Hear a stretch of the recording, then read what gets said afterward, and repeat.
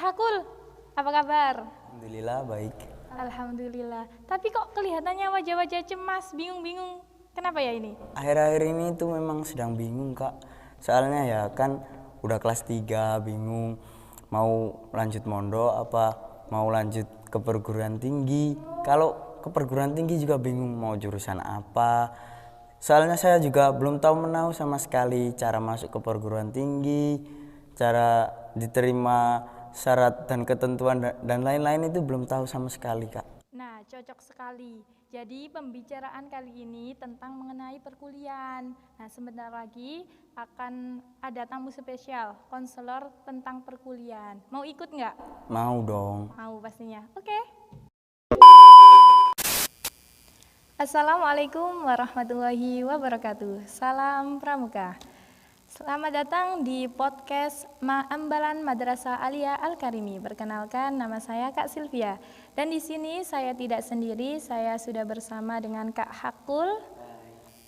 Dan ada tamu terhormat juga, yaitu Bapak Ramadan Rudiansa selaku konselor dalam bidang perkuliahan di Madrasah Aliyah Al-Karimi. Beliau pernah menjabat sebagai wakakesiswaan kurang lebih selama 8 tahun. Dan alhamdulillah atas jasa yang Bapak Ramadan telah berikan, banyak lulusan dari Madrasah Aliyah Al-Karimi dapat diterima di PTN PTS ternama di Indonesia, bahkan sampai ada di luar negeri. Wah, itu hebatnya Madrasah Aliyah Al-Karimi. Apa kabar Bapak Rudi? Alhamdulillah baik hari ini. Sehat Pak? Sehat. Sebenarnya jadwalnya tadi pagi ya, mohon maaf telat. Nggak apa-apa. Kira-kira kesibukan Bapak pada masa-masa pandemi seperti ini apa Pak? Ya seperti biasa di masa pandemi ini kan kegiatan KBM ini kan kita kan nggak libur. Jadi masih ada kegiatan daring dan alhamdulillah setelah daring yang sekian lama itu kita bisa luring atau tatap muka walaupun tidak semua siswa MA Al-Karimi datang ya kan. Di samping itu kesibukan saya di rumah juga kita kerjasama menjadi supplier di pabrik. Ya alhamdulillah di situ nggak nganggur ya. Oh ya Pak, mengenai permasalahan anak kelas 12, seperti layaknya Kak Hakul tadi habis curhat mengenai permasalahan bingung setelah lulus dari MA nanti mau kuliah, mondok atau kerja. Terus kalau nanti kuliah mau fakultas apa, jurusan apa, bingung. Kira-kira Bapak Rudi dalam menyikapi hal seperti itu, saran Bapak gimana ya? Jadi gini, untuk menyikapi kelas 12 itu saya biasanya melakukan angket ya atau memberikan tes kepada seluruh kelas 12. Tes itu nantinya akan memunculkan sebuah pilihan atau sebuah kecocokan.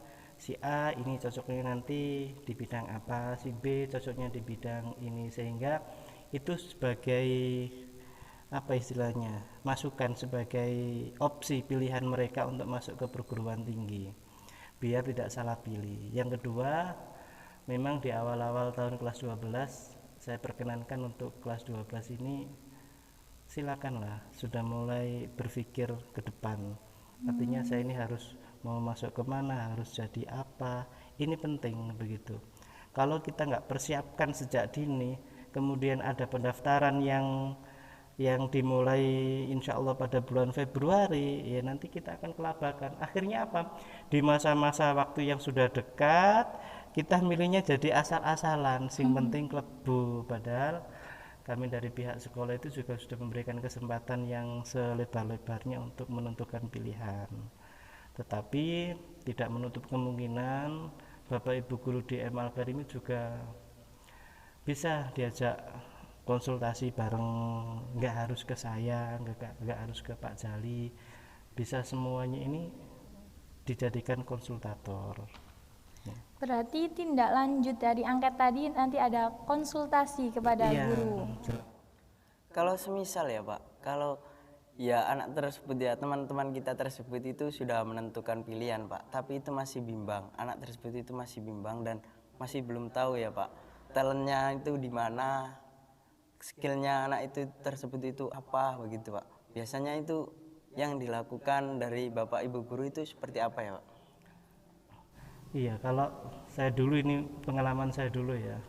Saya dulu kalau lulus MI, lulus sanawiyah itu kita disuruh nulis cita-cita. Apa cita-citamu, apa hobimu, kan? Masih ingat ya, mungkin pernah ya.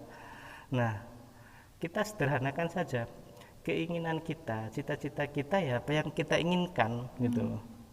Kita nggak usah menutupi apa ya, kita nggak usah gengsi lah dengan keinginan kita. Kalau hari ini aku lo kepengen jadi guru, ya udah tulis aja pengen jadi guru, nggak usah malu-malu. Aku lo kepengen jadi pilot, ya udah tulis aja pilot gitu. Barangkali dengan kita punya keinginan itu, kita tulis, kita yakini Allah mengabulkan gitu loh. Nggak usah ragu-ragu, kalau pengen A ya A, kalau pengen B ya B, begitu. Nah, kemudian minta doa dari orang tua, dari guru-guru, minta dukungan lah intinya.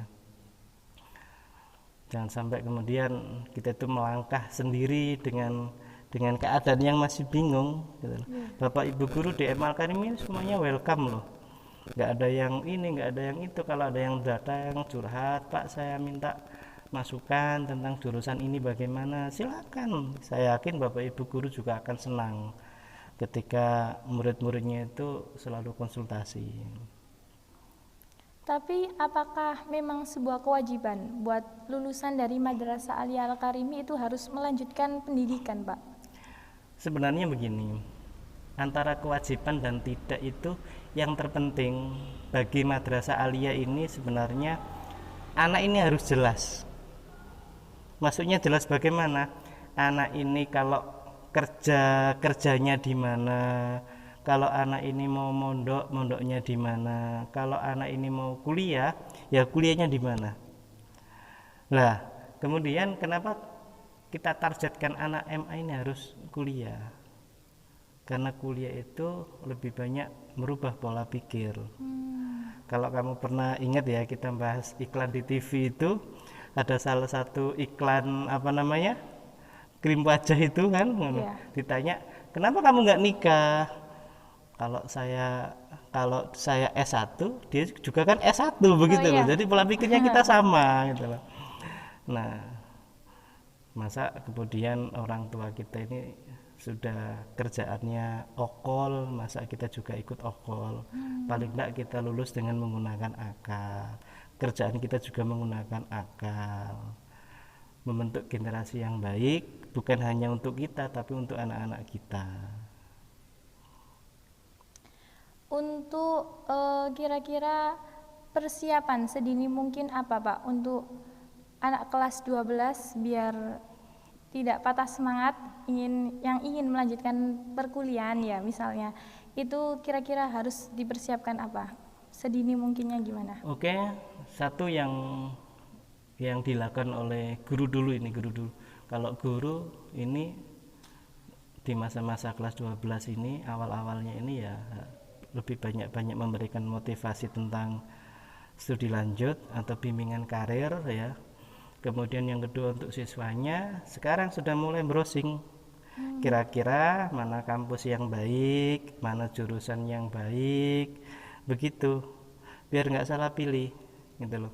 Sudah menentukan apa namanya langkah-langkah, jika nanti saya tidak masuk di kampus A berarti saya harus milih di kampus B dan selanjutnya biar nggak patah semangat. Iya, biar nggak patah semangat begitu. Saya belum tahu ya Pak, apa saja cara-cara masuk jalur masuk itu Pak. Iya. Ke perguruan tinggi itu Pak, emangnya kan saya belum tahu mengenai sama sekali. Di tes masuk atau seleksi masuk perguruan tinggi negeri ya, itu yang pertama seluruh nilai untuk dari mulai kelas 10 semester 1 ya sampai kelas 12 semester 1 atau semester ganjil lah, itu nilainya dimasukkan semuanya. Jadi Madrasah Aliyah ini kalau sekolah itu nggak main-main, karena apa? Nilainya dari awal masuk sudah diupload hingga kelas 12 semester ganjil. Diupload kemana? Ke PDSS. PDSS itu adalah Pusat Data Siswa dan Sekolah. Selanjutnya di situ diolah lagi diolah lagi siapa yang berhak untuk mengikuti SNMPTN. SNMPTN itu jalur undangan itu. iya, jalur undangan itu. Seleksi nasional masuk perguruan tinggi negeri. Jadi yang di PDSS enggak semuanya. Katakan jumlahnya 40. Nah, sekarang PDSS-nya hanya 50%, maka yang hanya 20 yang berhak. Ini yang berhak saja. Belum dipastikan lulus, yang berhak mendaftar SNMPTN. Begitu. Yang nilainya mumpuni lah. Ya, yang nilainya mumpuni. Makanya kalau benar-benar ingin punya niatan kuliah, ya harus bersungguh-sungguh dari kelas 10 ya. Jangan sungguh-sungguhnya di kelas 12 toh, tapi dari kelas 10 masuk kelas 10 nakal, akhirnya kelas 12 tobat. Nah, ini nilainya akan berlangsung terus menerus. Nah, selanjutnya dari SNMPTN itu ada istilah lagi sekarang. Dulu itu ada istilah langsung SBMPTN. Sekarang itu ada UTBK. Ujian tulis berbasis komputer. Muncul nilainya, kemudian dipersaingkan di SBMPTN. Itu bagi yang memilih jurusan atau kampus di universitas umum negeri yang bukan Islam, kan ya gitu ya. Umum yang bukan ada embel-embelnya Islam loh ya. Nah, sedangkan jalur undangan yang di lingkungan Kementerian Agama itu ada yang disebut sebagai SEPAN PTKIN. Itu juga jalur undangan. Kemudian yang tidak lolos itu nanti bisa mengikuti SEPAN UMPTKIN. Nah, ada lagi sekarang yaitu jalur Politeknik Negeri. Kalau dulu tahun 2018 kita mendaftarkan sekitar 10 anak melalui jalur PMDKPN, dulu namanya PMDKPN, sekarang menjadi SNMPN. Jadi dulu itu kita mendaftarkan PMDKPN itu alhamdulillah yang lolos 2. Ya, alhamdulillah. Satunya jurusan D4 pembangkit energi Defense Surabaya, yaitu Mbak Ainur Rosida itu. Kemudian satunya kalau tidak salah itu perbankan syariah D3 di Polines, Politeknik Negeri Semarang. Alhamdulillah. Nah, sekarang istilah PMDKPN sekarang diubah menjadi SNMPN, yaitu Seleksi Nasional Masuk Politeknik Negeri. Di anak-anak itu keren loh, anak-anak Alia ini kan. Keren. MA Al-Karimi tapi kemudian bisa nembus di Politeknik Negeri. Dan alhamdulillah kita juga rankingnya yang masuk juga tidak mengecewakan kok gitu loh. Bahkan ini ada 10 besar, itu se-Indonesia loh. Ya kan, luar biasa sekali anak-anak DMA ini. Kalau biasanya itu Pak sudah masuk begitu kan ada banding soal UKT Pak biasanya itu. Itu biasanya itu bagaimana Pak? Banding UKT ya. Iya. Banding UKT itu yang dirasa ketika si A ini masuk kampus, masuk kuliah, keterima. Kemudian UKT-nya 5 juta. Semisal ini ya. Lah, si A ini merasa keberatan dengan UKT 5 juta, maka bisa dilakukan dengan banding UKT sesuai dengan program masing-masing kampus atau kebijakan masing-masing kampus. Dan alhamdulillah DMA ini tahun ini itu ada beberapa anak yang mengikuti keringanan UKT atau banding UKT itu, ada yang mendapatkan UKT 0. Jadi tidak bayar. UKT-nya tidak bayar. Ya kan enak kan? Nah, Benar. jadi gitu. Jadi Sobat Malka jangan khawatir, kalau nggak lolos tes 1, kalian bisa mengikuti tes yang lainnya. Terus apalagi kayak permasalahan umum, dia ingin kuliah tapi karena biaya. Nah tadi ada banding UKT, mungkin kalian bisa mengikuti untuk biar lebih diringankan biaya UKT-nya, seperti itu. Kira-kira nih ya Pak, presentasi anak yang ingin melanjutkan pendidikan itu semakin tahun itu semakin menurun atau semakin meningkat? Alhamdulillah di MA Al-Karim ini semakin meningkat Mbak Silvi ya. Ya dulu kita baru bisa mencapai 40%, sekarang kita alhamdulillah sudah 80% lebih anak-anak bisa kuliah. Nah, kita juga punya tugas dan kewajiban guru-guru di MA ini, anak-anak yang mau kuliah sebisa mungkin mendapatkan beasiswa dan kuliahnya juga nggak terlalu mahal-mahal. Kita juga harus berperan tentang itu. Kalau kemudian kita cuek dengan kondisi lulusan kita dari MA Al-Karimi ini, ya kasihan juga itu loh. Jadi peran guru juga bagaimana memilihkan jurusan-jurusan dan kampus yang tepat, yang biayanya bisa dijangkau. Pak, kalau macam-macam beasiswa itu biasanya seperti apa saja ya Pak? Oh ya, dulu kita mengenal yang namanya bidik misi ya. Bidik misi sekarang diganti dengan KIP kuliah. Tahun ini diganti dengan KIP kuliah. KIP kuliah itu isinya sama dengan bidik misi. Nah, bidik misi itu kan atau KIP kuliah itu kan diperuntukkan bagi calon mahasiswa yang kurang mampu. Nah, persyaratannya yaitu foto rumah tampak depan, kemudian foto keluarga, kondisi ekonomi, kondisi orang tuanya. Kemudian nanti dari pihak bidik misi atau pihak kampus itu akan survei ke rumah, mencocokkan data yang diupload melalui sistem benar nggak gitu loh. Kalau memang benar ya mungkin calon mahasiswa itu layak mendapatkan beasiswa. Berarti hampir sama, hanya saja namanya Ya, diganti. namanya diganti. Untuk masalah bimbingan karir, bagaimana sih Pak bimbingan karir di Madrasah Alia Al-Karimi untuk anak-anaknya? Ya, seperti yang saya sampaikan tadi bahwa di awal bulan Februari menjelang ujian akhir, orang tua seluruhnya dipanggil, diajak, diberikan sosialisasi tentang bagaimana proses kuliahnya, jadwal-jadwal seleksinya, kemudian pembiayaan dan lain sebagainya. Setelah itu kemudian guru BP, kesiswaan dan guru-guru yang lain itu juga punya peran aktif dalam memunculkan minat anak, memunculkan potensi anak. Jadi kalau banyak guru yang bekerja sama dalam meningkatkan minat siswa kita, itu akan lebih baik. Nah, kemudian nanti akan muncul biasanya masalah-masalah akan muncul, termasuk yang tadi disampaikan, Pak, kalau saya pengen kuliah tapi orang tua nggak setuju bagaimana?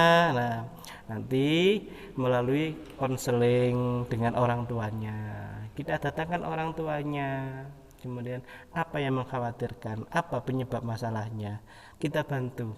Jadi guru-guru nanti membantu memberikan solusinya supaya tidak merasa berat sendiri menanggungnya, karena anak-anak selama ini ya, orang tua dan anak ini kan minim informasi, yang dianggap kalau kuliah ini mahal, kuliah ini pokoknya gak jual sapi jual tanah nggak bisa kuliah. Lah ini yang kemudian harus kita singkirkan pikiran-pikiran seperti itu, harus kita fahamkan bagaimana kuliah itu, pembiayaan kuliah itu, biar kita sama-sama pahamkan enak.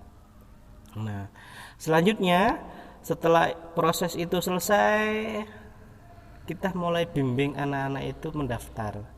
Jadi mendaftar kita juga dampingi anak-anaknya ya. Kalau memang ada yang bingung, bimbang dengan pilihannya, maka sekali itu juga harus kita bantu untuk menentukan pilihannya. Nah, setelah lulus bagaimana Pak prosesnya? Insya Allah sekolah ini atau madrasah ini akan membantu hingga anak itu mencapai kampusnya. Jadi di Madrasah Alia ini luar biasanya adalah anak-anak didampingi prosesnya, lulus diantarkan ya. Jadi bagi orang tua yang ingin anaknya kuliah itu ya tepat kalau di MA Al-Karimi ya, karena memang MA Al-Karimi punya komitmen seperti itu, dan mudah-mudahan bisa istiqomah. Amin. Pak, kenapa sih Pak guru-guru di MA Al-Karimi ini itu kok kerja keras kerja keras agar anaknya itu supaya diizinkan kuliah sama orang tuanya? Ya karena kita menganggap anak-anak MA ini bagian dari kami dan kewajiban kami. Artinya kita mengubah pola pikir lah, mindsetnya anak-anak bahwa kuliah dan masa depan itu lebih penting. Kalau kemudian orang tuanya tidak mengizinkan, itu karena memang kurang paham tentang informasi. Yang dipakai adalah seperti saya katakan tadi, kadangkala tetangga ada yang iri dengan orang tuanya, akhirnya ngompor-ngompori biar anaknya enggak kuliah. Padahal enggak seperti itu. Kalau memang orang tuanya paham tentang pentingnya kuliah, insya Allah akan mengizinkan, gitu loh. Jadi tugas guru ya memberikan pemahaman kepada siswanya iya, kepada orang tuanya iya. Yang enak itu kadang-kala bukan gurunya loh ya. Yang sering itu yang enak itu orang tuanya sebenarnya. Gurunya ini ya memang sudah menjadi tugas dan kewajibannya, gitu. Mengapa Pak anak-anak lulusan dari Madrasah Alia Al-Karimi ini harus jelas keberadaannya setelah lulus nanti? Iya, karena kita begini, kalau anak-anak yang nggak jelas ini kan kita juga nggak tahu kan, kalau kemana itu kan juga nggak tahu kan gitu. Bagaimanapun kemudian kita merasa saja kewajiban guru tidak hanya kemudian ngajar di ruang kelas, ngajar ketika KBM sedang berlangsung, tetapi kita juga punya kewajiban bagaimana membimbing anak-anak yang sudah alumni, bagaimana kemudian memberikan informasi tentang lapangan pekerjaan. Itu penting. Makanya alhamdulillah sekarang banyak grup-grup alumni yang saya berharap juga mampu memberikan informasi tentang pendidikan iya, kemudian pekerjaan juga iya. Saya tuh kayak nggak rela begitu kemudian anak-anak ini nggak ngapa-ngapain gitu, ya. Anak-anak ini kalau kerja ya kerjanya di mana gitu, kuliah ya kuliahnya di mana, biar enak. Harus jelas. Harus jelas, karena memang apa ya, masa depannya mereka itu harus terencana dan bermanfaat untuk dirinya sendiri dan orang lain. Jangan sampai lulusan dari MA Al-Karimi ini kemudian nganggur, kan begitu. Mengenai keberadaan, sejauh ini kira-kira keberadaan lulusan dari Madrasah Alia Al-Karimi ini di mana saja, Pak? Alhamdulillah untuk tahun ini kita di Madrasah Alia ini ada kampus baru ya, yaitu ada yang diterima di YIN Ponorogo, yaitu Azizul Hakim itu ya, alhamdulillah. Jadi Ponorogo itu merupakan kampus yang baru yang didiami oleh anak MA Al-Karimi. Kalau dari dulu sampai sekarang kita sudah punya alumni yang berada di UNEJ ya, UNEJ Universitas Negeri Jember, kemudian YIN Jember, kemudian UIN Malang, UNESA, kemudian Universitas Negeri Malang, kemudian di mana, di UIN Syarif Hidayatullah, kemudian di UIN Gunung Jati Bandung, kemudian banyak, Pekalongan juga ada. Pokoknya luar biasa, bahkan ada yang keterima di Papua juga. Kira-kira kapan sih Pak anak kelas 12 ini dapat menentukan pilihannya? Tadi kan katanya dikasih angket. Ya sebenarnya gini, dari awal ke MA ini kan memang MA ini kan sudah luar biasa ya. Saya pikir kalau anak-anak yang sekolah di MA ini ya anak-anak yang memang benar-benar niat. Coba bayangkan, kita masuk aja kelas 6:30 pagi kan, udah kita pulang paling lama kan. Loh, kalau udah niat ngapain ke MA kan begitu. Dan luar biasanya anak-anak di sini niat gitu. Nah, mudah-mudahan niat itu membawa kebaikan untuk siswa-siswinya sampai lulus nanti begitu. Nah, kira-kira kapan? Sebenarnya ditentukan sudah sejak mulai kelas 10 ya. Tetapi kadang-kala anak itu punya kesibukan masing-masing hingga kadang lupa bagaimana proses kuliah dan sebagainya. Maka di awal kelas 12 inilah yang paling tepat ya. Sudah browsing dan sebagainya, menentukan grade mana kampusnya, mana jurusannya ya. Dan anak-anak ini saya bebaskan, mau kemanapun silakan, saya bebaskan. Tetapi juga harus dikonsultasikan supaya cocok ya.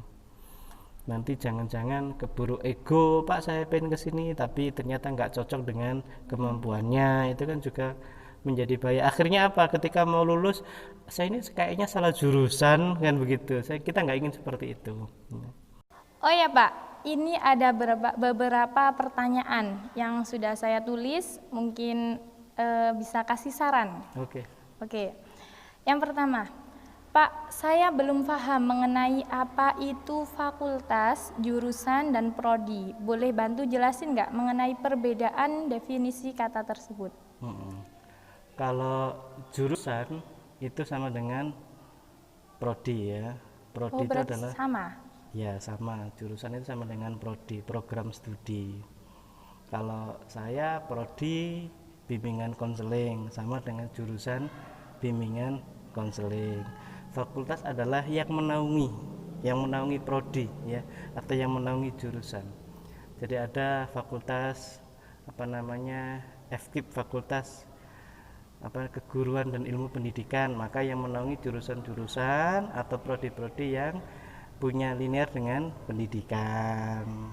Kemudian kalau ada fakultas ekonomi ya, di bawahnya juga jurusan-jurusan tentang keekonomian dan sebagainya. Berarti fakultas itu kayak versi induknya, kemudian nyabang-nyabang gitu. Terus ada pertanyaan lagi Pak. Pak, saya itu ingin kuliah jurusan tata busana, tapi saat saya tanyakan kepada orang tua, Bapak menyetujui akan hal itu. Namun di suatu sisi ibu menyuruh untuk langsung kursus jahit. Kira-kira gimana ya Pak sarannya? Kalau sama-sama kalau kuliah yang dikejar itu keterampilan, cepat mendapatkan keterampilan, ya lebih baik ikut kursus menjahit. Tapi kemudian kalau yang dikejar itu adalah antara keterampilan dengan ijazah, maka harus kuliah. Sekarang yang diprioritaskan mana? Jadi si anak tersebut ingin keterampilan saja untuk bekerja kah? Atau dia ingin bekerja, ingin mengolah keterampilannya sekaligus mendapatkan ijazah. Jadi harus diprioritaskan dulu ya. Kalau semuanya orang tuanya punya keinginan kursus saja dulu, jadi kursus tata busana ya kan, ya udah, setelah itu silakan kerja, nanti kalau kerja baru kuliah lagi ya enggak apa-apa gitu. Tapi kemudian kalau kuliah tata busana berarti kan orientasinya juga harus beda itu dengan yang kursus. Kemudian Pak, saya di Madrasah Alia Al-Karimi mengikuti kelas TQ, sehingga saat lulus madrasah nanti saya ingin mondok untuk melanjutkan menghafal Quran. Tapi di suatu sisi saya ingin kuliah. Kira-kira saya harus mengurungkan salah satu niat saya atau kuliah sambil menghafal Quran? Apakah malah tidak mengganggu keduanya? Gimana Pak? Kemarin dari anak TQ itu ada yang alhamdulillah mendapatkan beasiswa melalui jalur tahfidz. Nah, ya kan? Hebatnya Al-Karimi. Iya, hebatnya M Al-Karimi, yaitu Mbak Mayrofikotul Mahmuda ya. Anak Mentara situ masuk di UTM jalur tahfidz. Ya alhamdulillah. Jadi begini, kalau memang ya ini harus kita lihat dulu mana yang menjadi prioritas. Kalau memang prioritasnya ingin menghafal Al-Quran, ya udah lanjutin mondok gitu loh. Kalau memang niatnya kuliah tapi nggak mau kehilangan hafalannya, maka cari yang kampus yang ada program tahfidznya. Ini kan simpel kan gitu loh. Tergantung prioritasnya. Kalau memang takut nanti kuliah itu mengganggu hafalan saya, ya udah mondok aja kan begitu. Bagi kami dari guru-guru yang terpenting anaknya jelas. Gitu. Kalau mau mondok ya mondok, kalau kuliahnya di mana gitu loh. Kalau enggak ya pilih jurusan yang hampir sama yang Iya, yang cocok. ya. Pertanyaan terakhir Pak, saya ingin kuliah di PTN, namun orang tua menyetujui jika saya kuliah di tempat dekat di rumah, sedangkan tempat kuliah di kota saya adanya kampus swasta. Saya harus bagaimana Pak? Jadi begini, kenapa kemudian secara pribadi saya dan mungkin guru-guru yang lain lebih ngotot kamu harus kuliah di negeri nak ya. Di negeri itu pembukaannya itu lebih awal daripada kampus-kampus swasta. Secara biaya setahu saya itu biayanya lebih terjangkau daripada di swasta. Artinya apa? Kita itu kan kadang-kala ditakutkan dengan isu-isu nek kuliah di negeri itu biayanya mahal. Iya Pak. Iya, jadi orang tua ini kadang-kala suka mendengarkan suara tetangga daripada suara anak dan gurunya kan. Iya. Akhirnya apa? Menjadi down. Iya, saya sering mendengarkan kasus seperti itu. Jadi ada anak yang sudah mantap kuliah di negeri tapi kemudian gak diizinkan sama orang tuanya gara-gara kendala biaya. Nah, ini harus kita pahamkan dulu. Makanya alhamdulillah di MA Al-Karimi ini setiap bulan Januari atau mau ujian akhir seluruh wali murid dikumpulkan. Yang pertama adalah sosialisasi tentang perkuliahan, yang kedua adalah sosialisasi tentang biaya-biaya ujian, sehingga kita mampu memahamkan orang tua gitu loh. Apakah perlu Pak kita membuat plan kuliah di swasta? Ya perlu gitu loh, biar kita nggak kehilangan kesempatan. Kalaupun kemudian kesempatan kita di negeri hilang, ya naudzubillah min dzalik anak-anak aliyah, kita masih punya plan di swasta. Kita pilih swasta yang baik. Kalaupun alasannya orang tua ini di dekat-dekat saja di swasta biar bisa bantu orang tua, ya monggo gitu loh, monggo. Cuman harus pandai menimbang-nimbang berapakah biaya kuliah di negeri dan di swasta. Kadang-kala seorang itu kan secara sederhananya itu kan kalau di swasta dekat rumah itu kan seolah-olah biayanya itu kan lebih ringan daripada di negeri, karena setiap hari tatap muka sama orang tuanya makan kan juga begitu. di rumah. Iya. Ada yang ngitung-ngitung kalau kuliah di negeri sama di swasta dekat itu ya podo wae kan begitu. Nah, maka ini juga harus menjadi pertimbangan juga. Sepertinya semakin seru saja obrolan kali ini. Namun sepertinya karena waktu kita harus mengundurkan diri. Sebelum mengundurkan diri, mungkin ada beberapa kata motivasi untuk anak-anak yang ingin melanjutkan pendidikannya. Iya, anak-anak sebenarnya kuliah itu untuk apa sebenarnya? Kuliah ini kan pada dasarnya dalam mengubah pola pikir kan. Mengubah pola pikir yang berlisensi kan begitu. Maksudnya berlisensi ya berijazah. Menuju apa? Menuju orang yang sukses. Lah, puncak dari sebuah sukses itu adalah kebahagiaan. Enggak ono mana, enggak ada lagi. Diingat, puncak sebuah kesuksesan ini adalah kebahagiaan. Maka kemudian banyak orang yang mengatakan seharus punya mobil itu sukses. Berarti dia bahagianya ketika dia punya mobil. Saya sukses kalau punya rumah, berarti dia bahagianya ketika punya rumah. Maka hari ini anak-anak saya sampaikan bahwa tumbuhkanlah sukses-sukses kecil itu yang nantinya akan menjadi sukses besar. Jadi hari ini kita target besok saya bangun tepat waktu untuk sholat subuh.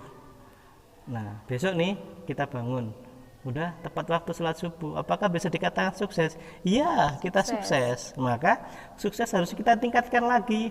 1 minggu saya harus bangun tepat waktu untuk sholat subuh. Maka kita lakukan selama 1 minggu. Kita berhasil, maka kita sukses. Maka saya pernah menyampaikan ketika di apel pagi bahwa sukses itu harus dibagi-bagi, nak ya. Jadi enggak kemudian jadi satu keseluruhan. Ketika tanya apa cita-citamu, saya ingin jadi sukses apa, bingung jawabnya. Nah, kita harus membagi dalam porsi-porsi kecil dulu ya. Ada yang sukses di bidang pendidikan. Saya sukses ketika saya di Madrasah Aliyah Dapat ranking. mendapatkan ranking 1 contoh kan begitu.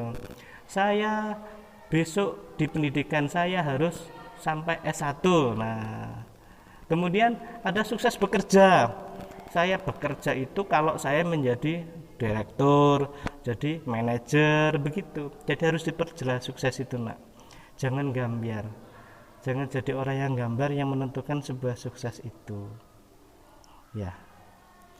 Sepertinya cukup sekian podcast kali ini, semoga bermanfaat terutama bagi kita dan penonton yang ada di rumah. Terima kasih kepada Bapak Rudi atas waktunya dan wawasan dan ilmu barunya. Dan untuk penonton yang di rumah, jangan pernah patah semangat, karena dengan tetap semangat adalah cara orang hebat. Cukup sekian, Assalamualaikum warahmatullahi wabarakatuh. Salam Pramuka.